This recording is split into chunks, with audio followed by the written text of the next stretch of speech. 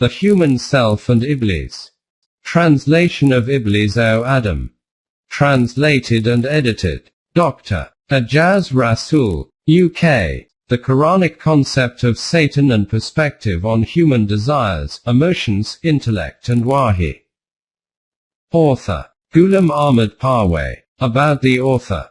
Ghulam Ahmad Parwez was born in Batala, Punjab, in British India on the 9th of July 1903 into a profoundly religious family.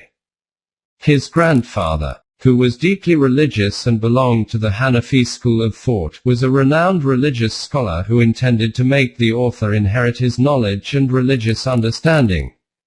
As a consequence, his education and training were carried out under the direction of his grandfather.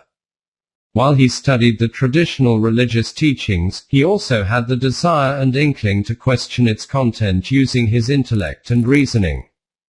This led to his inner conflict with the external religious environment, and he continued to question the prevalent religious concepts and practices. He noticed that whatever was being taught as part of the religion was being referred to some imam or religious scholar for authority. It was also noted in the religious literature that whatever the forefathers had followed should be obeyed without any question, and this was considered to be a requirement of Islam. For Parwez, this did not satisfy his desire to seek reason and logic in every claim and statement made within the religious literature. However, he could not express these doubts and reservations initially due to his respect for his grandfather, and the constraints of the religious environment which prevailed at the time in his town. Later, due to his employment, he moved to Lahore, now part of Pakistan, and found a degree of freedom to question some of these religious concepts and beliefs. After the death of his grandfather, he found complete freedom to pursue his line of inquiry and research into the prevalent Islamic beliefs, doctrines, ideologies, and religious practices. This led to his discovering that most of these have been acquired from others. He tried to study the Quran using the traditional religious approach but was unable to find the answers to all his doubts, which required satisfaction from a logical point of view. He also studied the life of the last messenger and the establishment of the Islamic State in the 7th century in his quest to determine the cause which contributed to this greatest revolution.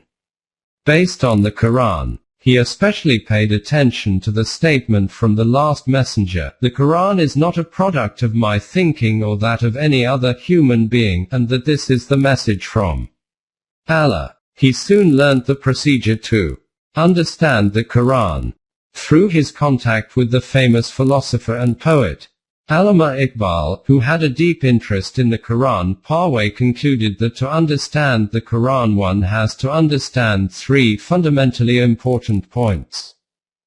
1. The Quran calls itself light, Nur, and light does not need any external source or aid to make itself visible. It makes itself evident and also exposes the reality of those things which are within its domain. 2. The Quran is revealed in the Arabic language, and to understand it correctly one needs to understand the Arabic context which was prevalent at the time of its revelation. 3. The Quran has guided us by saying that through tasrif al-ayat, through cross-reference within the verses of the Quran, it makes its guidance clear. E.g. c. 6, 106.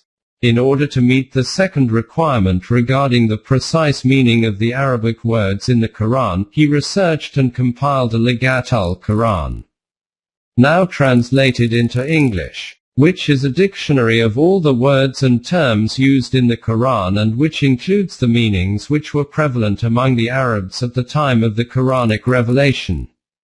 For the third requirement of tasrif al-ayat, the Quran is different from books written by human beings, where the latter are usually divided based on various subjects. The Quran is based on mentioning a reality in one verse or verses, and then its further explanation is noted in another place or places. For example, in Surah In'am the Quran states, Thus do we explain the signs by various verses, so that they may say, you have explained them, and then we make the Quran matter clear for a people, those who know. 6. 105. In order to meet this requirement, Parwez felt the need to compile all the verses under one subject as referred in various verses of the Quran, and he compiled a book in Urdu titled Tabweeb al-Quran i.e. Classification of the Quran. This made it easy to refer to various subjects and look at all the verses mentioned in the Quran relating to a subject. Along with writing and producing literature on the Quran, Parwez also held a regular weekly meeting in Lahore to deliver a Dars lecture explaining the Quran in Urdu, and these are also available in audio and video recordings. He dedicated most of his life to researching the Quran and its significance in relation to presenting an alternative solution to human problems, and answering questions relating to human creation, its purpose, and the question of death and the next life. He also participated in the struggle for independence during the period 1938 to 1947 and the creation of Pakistan, which was based on the ideology of the Quran, with a view to establishing an Islamic state for the Muslims of the subcontinent. He worked very closely with the founder of Pakistan, Muhammad Ali Jinnah, Quaid-e-Azam or Great Leader, and had regular discussions with him on various aspects of the message of the Quran, in order to support the movement for a separate state for the Muslims of India and to counter the arguments put forward by some of the religious lobby who opposed the creation of Pakistan. He published a monthly journal called Tolui-Islam, Dawn of Islam, commencing in 1938. Parwez had reached this conclusion in the light of the Quranic guidance that the system of deen needs an area of land on the face of the earth to model a state based on the permanent values of the Quran. Those benefits which are exclusively the outcome of the values of the system of deen can never be accrued by an amalgamation of man-made laws and Quranic laws. For this system to be established, it requires a group of individuals who firstly acquire the Iman which the Quran has presented, and then can plan and establish an Islamic state based on this. Pakistan was created specifically to achieve this aim. However, since the subsequent leadership had no interest in the Quranic deen, that dream remained unfulfilled. Parwez never gave up on this ideal and continued to raise his voice after the creation of Pakistan and was, more or less, in contact with every ruler in the country to whom he emphasized this point.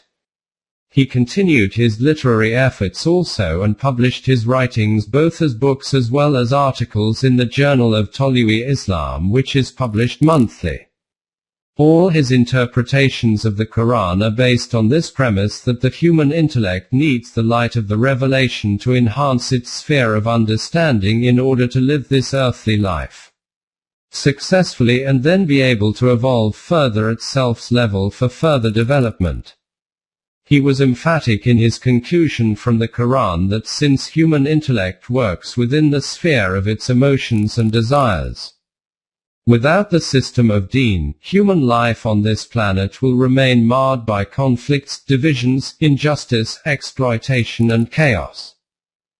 Parwez joined the Indian Civil Service in the Home Department in 1927. And after the creation of Pakistan he migrated to Karachi and continued to serve in the same department till 1955. When he took early retirement and devoted the rest of his life fully to his work on the Quran. He moved to Lahore from Karachi and settled there. He left this life on the 24th of February 1985 in Lahore, and his body was laid to rest in Lahore. Foreword. The purpose and desire of my life is to understand the Quran and to try and help to explain it to others according to my own comprehension. As far as comprehending it is concerned, it can be said without exaggeration that I have spent my whole lifetime in this pursuit. This book is without a doubt a miracle, so small in size, but from the aspect of realities and perceptions an ocean without any created boundaries. The more you continue to advance in it, the further away the horizon retreats before you. One of its distinctions is that its style of expression is different from that of human texts. The style of human texts is that a book is about one specific subject. Then it is divided into different chapters, and whichever topic the chapter is about is fully covered within it. In this way, when the reader of this book moves forward chapter after chapter, the meaning of the book continues to become understood. And when he finishes the book, its substance transfers into his mind in a formulated shape. But the style of the Quran is different from this. It does not describe a subject continuously in its entirety at one place. It states something at one place, adds to it at a second place, and at a third place an exception to it appears. At some other place yet more details are given about it. A passing reference is made to it in connection with some other matter, and as a consequence another aspect of it becomes clarified before us. This style of expression is called tasrif-e-ayat in Quranic terminology, i.e., to keep elaborating further on the meaning through repeated bringing back of verses.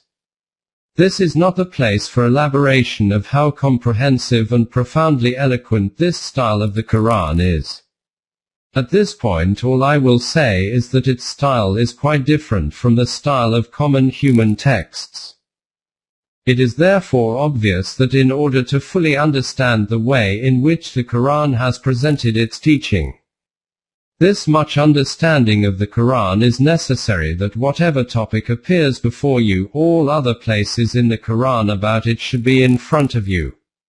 But it is obvious that whenever the desire to learn the Quran is born in a beginner, he can neither attain this grasp at the outset, nor can he be told to first of all attain this degree of understanding, and only then will you be able to understand its message. This was that hurdle, as a result of which often those people in whose hearts the motivation for learning the Quran was very intense, would kiss it and step back. When I appreciated this difficulty of theirs, I saw no solution to it other than that I should myself present the teachings of the Quran to them in the way in which they habitually read ordinary texts. For this purpose, I started a series of writings which I called Ma'arif al-Quran, Introducing the Quran. The first volume in this series, which was titled Allah, was first published in 1941 and was extremely well received. Opening parenthesis. It was later proposed that it be called Mano Yazdan. The topic of the second link of this illuminating series was Iblees o Adam, which was published in 1945. Its second edition was published in 1954, and the third edition is now presented before you. After this, the following books in this series were published. 1. Ju-e-Noor, Stream of Light. In this are described the glittering details of the revolutionary messengers from Noah to Shoaib and the lesson-filled tales of their nations. 2. Bar-ki-Tor, Lightning on Tor. The struggle between Moses, the holder of the rod who spoke with Allah, and Pharaoh, and the fact-based account of the rise and fall of Bani Israel. 3. Shola-e-Mastor, Hidden Flame. Details of the life of Jesus in the light of modern historical discoveries. 4. Miraj-e-Insaniyat, Eminence of Humanity. The pure character and conduct of the life of the communicator of the lofty Quran in the light of the Quran itself. 5. Insan ne kiya socha, What did man think? The efforts that human intellect made in trying to solve important problems of life without the guidance of Wahi, the divine revelation, and how it remained unsuccessful. 6. Khuda ne kiya kaha, What did Allah say? I.e., Islam kiya hai, and then how these problems were solved beautifully by Wahi. 7. Jahan-e-Fada, the Quranic descriptions about the life after death. 8. Kitab al-Taqdir, the Book of Destiny, the easiest Quranic solution to the most difficult problem of human history. Aside from these, I compiled the Ligat al-Quran, Dictionary of the Quran, which has been published in 4 voluminous texts and in the light of which the successive meanings of the whole of the Quran, from Al-Ham to War Nas, has been covered in the Mafhum al-Quran, exposition of the Holy Quran. This is a brief introduction to my small efforts in relation to making the meaning of the Quran comprehensible. For the last few years, I am currently engaged in compiling the Tabweeb al-Quran. In this encyclopedia, the whole teaching of the Quran will be compiled in such a way that all the places in the Quran about whichever topic you desire will appear concisely in one place. This work seems somewhat endless and I do not know when it will be completed. Wa ma tawfiqi illa billahil aliyyil azim. The former editions of the first 5 books in the series of Ma'arif al-Quran have been out of print even though demands from the readers for them were continually pouring in. But because fresh books of mine were meanwhile being published continuously, it was perhaps because of this that their latest editions could not be quickly printed. Now I am hopeful that all of these books will be printed one after the other. In the book under view, some very important and fundamental topics have been covered which were a cause for much confusion due to their correct meaning not being before us. This book has remedied these confusions, shortcomings and complexities in a visionary style. Valhamdulillah zalik. Praise be to Allah for this. Whatever has been said in this book about those topics about which discussions have been carried out in this book, in it and regarding them you will find differences at many places between them and the concepts and beliefs, rather ideologies, which are generally prevalent among us. Whatever I have written is Quranic teaching according to my comprehension. If you agree with this, then that is great. And if you have a disagreement with this, then you can follow whatever you consider to be correct. I do not consider my comprehension of the Quran to be the last word, nor free of error or mistake.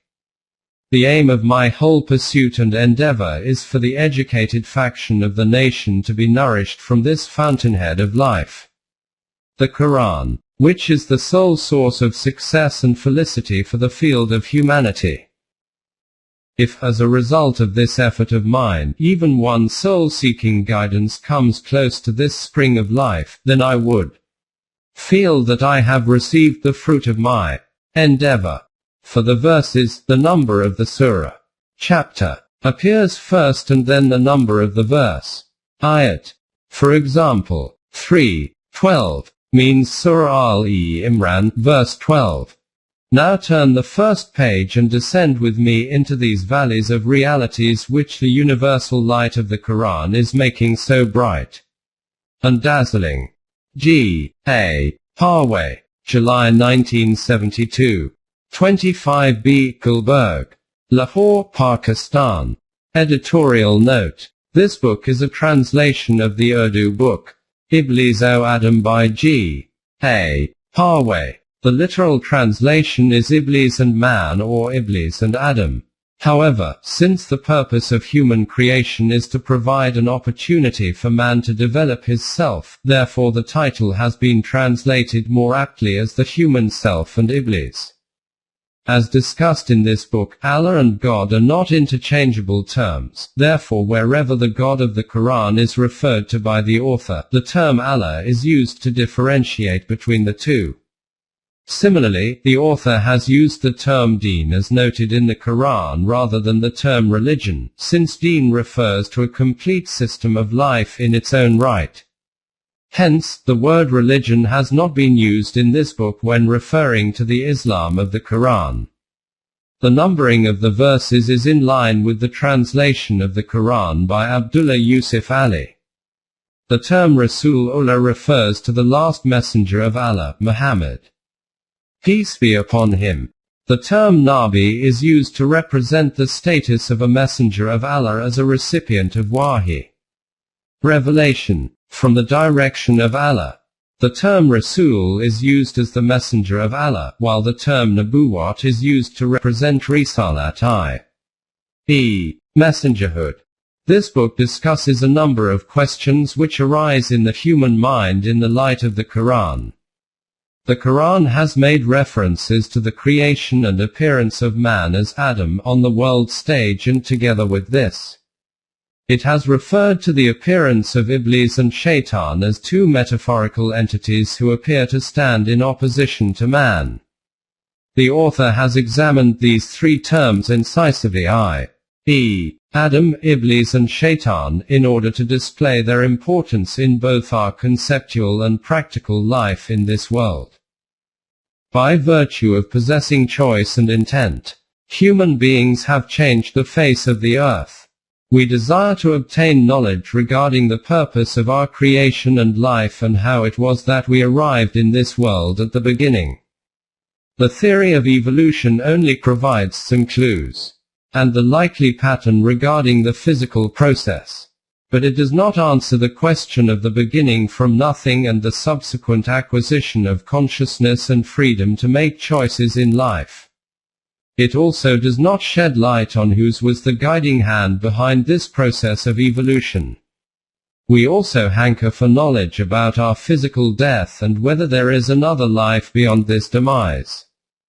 Parwez spent a large portion of his life seeking answers from the Quran to many of these questions, and also carried out an extensive study of various kinds of literature on history, philosophy, psychology, various religions, etc., in order to ascertain the extent to which human thinking has developed up to the modern age.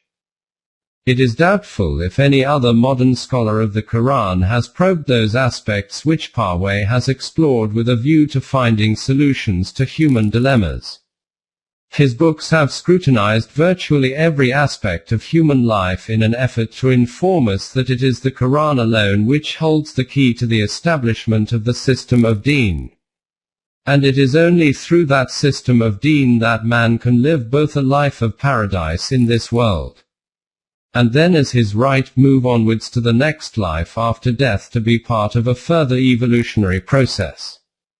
A great future awaits man, but only for those who create a new life within themselves in this physical world through following the guidance of the Quran, and this is all within the easy grasp of man.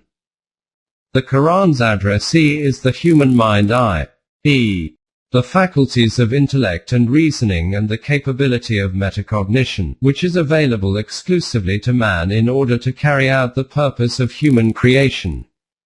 The Quran presents man as an important creation who is at the heart of the universe, and for whom the visible universe owes its existence. It states, Allah created the heavens and the earth for just ends, and in order that each self may find the recompense of what it has earned, and none of them be treated unjustly. Opening parenthesis. 22:45. Though as human beings we are free to make our own choices, each one of these choices has consequences attached, and this law works in the physical world through cause and effect, and in the world of the human psyche by leaving an imprint on ourself. The Quran frequently refers to this accountability process and reminds man to comprehend the functioning of this law and to create an inner reality based on Iman, and then to develop this self through righteous deeds, Amal-e-Saleh. This will aid in recognizing the issues facing mankind as a whole and in appreciating the sphere of operation of the human intellect and its limitations. This book is one link in the chain of understanding many aspects of the human psyche and the issues faced by man with respect to his emotions, desires, intellect and consciousness during this earthly life. With the arrival of Adam on the world stage as a representative of mankind, Iblees and Shaitan also appeared alongside him as two entities representing two sides of his emotive constitution. The first two chapters cover details of the beginning of human life on earth and how the first human representative, symbolically called Adam, appeared on the world arena. Parwez has compared the Quranic perspective with the theory of evolution and with some religious concepts e.g. relating to Christianity. The book gives a detailed explanation of the metaphorical description which is given in various verses of the Quran, and this is traced from the past up to the modern human world, which helps to clarify one's own status as a human being and a creation in the visible universe possessing choice and intent. Chapters 3 to 5 deal with the descriptions of Iblees, Shaitan and Jinn. Parwez has explained these terms and what they represent in our life as humans on this earth in great detail. Metaphorically, both these entities of Iblees and Shaitan appear to stand as adversaries before Adam right from the time that he appears on the world stage. And these will remain with him until the last man on this earth leaves for the next life. Since human beings have emotions and desires, the Quran has used these two as representations of two human psychological states. Shaitan represents the impulsive and fiery side of human emotions and behavior, while Iblees manifests as the consequences of this behavior, where man falls into hopelessness and despair due to his actions in life. Both are essentially two sides of the same coin, and Parwez has discussed many other aspects of these two terms which affect both our individual and collective life in this world. The term jinn is also used in the Quran, which in the human context refers to those tribes who lived far away out of sight from the urban populations. The book also explains other contexts in which the word has appeared in the Quran, e.g. in reference to a creation inhabiting the earth before the appearance of man. Chapter 6 is on the Malaika, which is usually translated as angels. These are forces working in the universe and within the human world which carry out assigned divine tasks.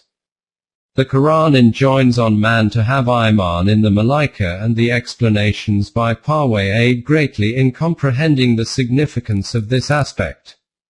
The book also discusses the role of these forces in relation to the human psyche, which in turn then has an influence on the development of the human self. We can benefit more from our collective life once we understand the functioning of these cosmic forces which are present to facilitate our earthly life.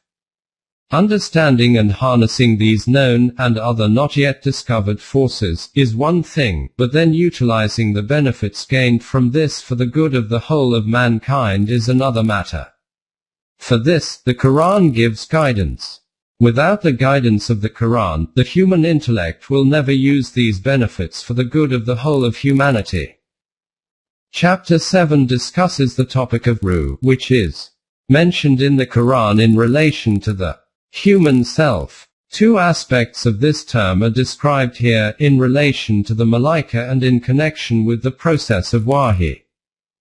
Chapters 8 to 10 cover the issues related to wahi, the revelation as sent to the messenger from outside, and examines the relationship between man's emotions, desires, intellect and consciousness, and his need for the guidance of wahi. The world which we find around ourselves is the creation of human intellect alone, and the problems which we grapple with every day in our life do not have to be like this. The Quran offers us its guidance, but we have to open our heart and intellect to exposure to the Quranic light. Human beings, when guided by intellect alone, will always follow the desires, which are influenced by emotions. And this will inevitably create problems, and since their solutions will be tainted by the emotions also, hence, this will lead to further problems.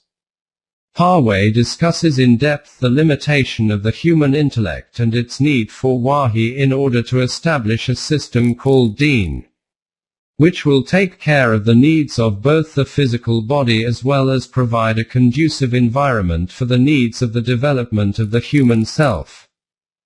Chapter 11 is titled Risalat and evaluates aspects of those human beings who first received wahi from the direction of Allah to then deliver it to the people around them.